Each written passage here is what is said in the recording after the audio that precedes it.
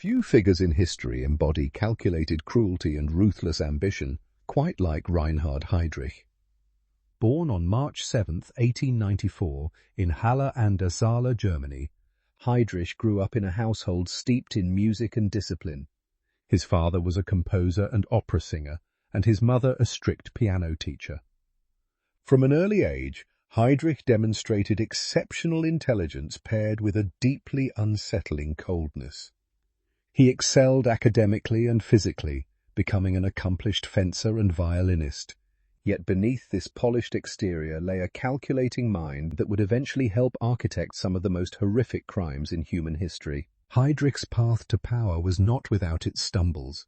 He joined the German Navy in 1922 and rose through the ranks with impressive speed.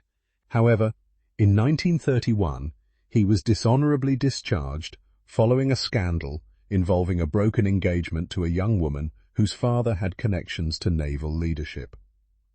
Rather than destroying him, this humiliation became the catalyst for his transformation. He joined the National Socialist German Workers' Party and quickly caught the attention of Heinrich Himmler, who was building the Schutzstaffel, commonly known as the SS. Himmler tasked Heydrich with creating an intelligence network, and within months, Heydrich had built the Sicherheitsdienst, or security service, from virtually nothing. His ability to gather, organize, and weaponize information made him indispensable and terrifying in equal measure. By the mid-1930s, Heydrich had become one of the most powerful men in Nazi Germany. He was appointed head of the Gestapo alongside his intelligence role, giving him control over both secret police operations and internal party surveillance. He used this dual authority masterfully, building extensive files on enemies, rivals, and even allies. His reach extended into every corner of German society. When Adolf Hitler launched the invasion of Poland in 1939, Heydrich deployed mobile killing units called Einsatzgruppen, which were tasked with eliminating political opponents and Jewish communities in occupied territories.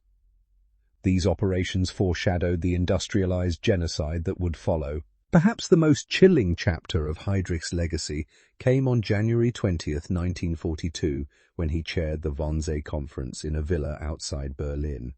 Gathered around the table were senior Nazi officials and bureaucrats.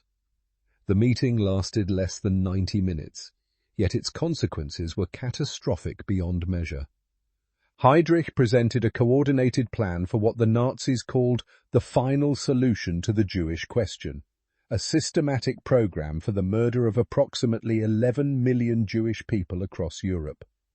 His calm, bureaucratic presentation of mass murder illustrated precisely why he was so dangerous. He did not rage or rant. He organized, delegated, and executed with chilling efficiency. In September 1941, Heydrich was appointed Deputy Reich Protector of Bohemia and Moravia, the occupied Czech territories. His methods there earned him the nickname the Butcher of Prague. He crushed resistance movements with brutal efficiency, executing hundreds and sending thousands to concentration camps.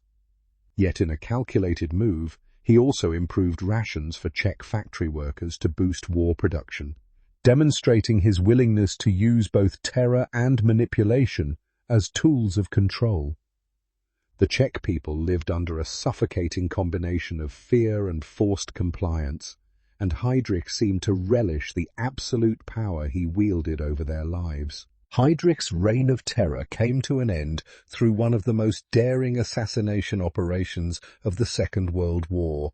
British-trained Czech and Slovak paratroopers, operating under a mission called Operation Anthropoid, ambushed his open-top car in Prague on May 27, 1942. A grenade exploded near him, and shrapnel caused severe internal injuries. He died on June 4, 1942, at the age of 37. The Nazi reprisals were devastating, including the complete destruction of the village of Lidis. Yet his death marked a turning point, proving that even the most feared architects of the Nazi regime were not untouchable. Heydrich's story remains a stark reminder of how intelligence, ambition, and ideology, when stripped of conscience, can produce unimaginable evil.